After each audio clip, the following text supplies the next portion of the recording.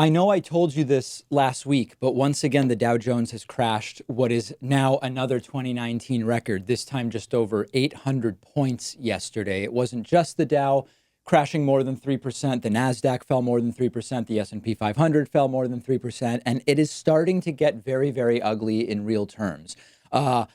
Personally, although this doesn't matter, I looked at my mutual fund account last night, something I don't do that often, and it was ugly, very, very ugly. I recommend most of you stay away from those accounts if you have them as well. But the economic implications are, of course, much more important and drastic than the personal implications. And when we look at the effect or the non-effect of the federal funds rate cut that we saw from the Federal Reserve, when we see the continued impact of Donald Trump's trade war, when we see continued instability in the bond markets, every day we are getting a little bit closer to saying we are now in a recession rather than getting closer and closer to one. And meanwhile, maybe most disturbingly, because economic downturns are part of the status quo, but usually we want to feel good about the person at the top at least understanding what's going on, if not necessarily being able to do anything about it.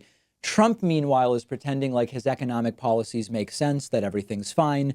Unless, of course, it isn't fine, in which case it's definitely not his fault. It's everybody else's fault. It's Democrats, it's Obama, it's the Federal Reserve because they didn't do a big enough federal funds rate cut. His trade war against China, oh, that's very good. That's definitely not the reason for economic instability, farmers going out of business or anything like that.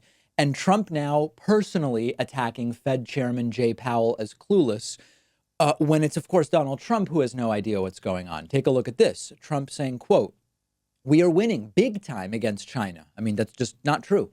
"Companies and jobs are fleeing. They're fleeing the United States.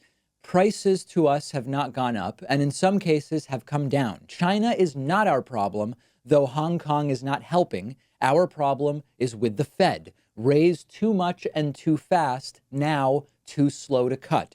Spread is way too much as other countries say thank you to clueless Jay Powell and the Federal Reserve. Germany and many others are playing the game. Crazy inverted yield curve. We should easily be reaping big rewards and gains, but the Fed is holding us back. We will win."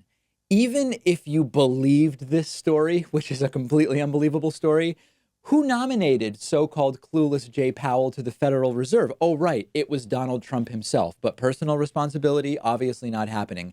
And this may actually be a real problem for Trump. Obviously, a recession is a problem, period. And I don't want one, regardless of the political implications. Some Republicans are saying, you lefties are hoping for a recession to remove Trump. No, we have more than enough evidence to remove Trump, to warrant removing Trump already.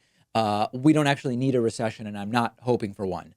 But remember that Donald Trump's rich friends were all counting on Trump at least boosting the stock market so that they could make a ton of money while lowering their tax rates. The stock market is back down to where it was about a year and a half ago, and it could continue to look very ugly for the next year, for the next many years. Are those Trumpists going to keep funneling cash to Trump's campaign if Trump loses the stock market gains and actually delivers losses? You almost can't really even have an economic discussion during the Trump administration because you have a completely reckless, clueless, petulant child with no understanding of economics or trade policy or financial policy, sort of feeling around in the dark and making major policy announcements via Twitter while blaming everyone but himself for what's going on.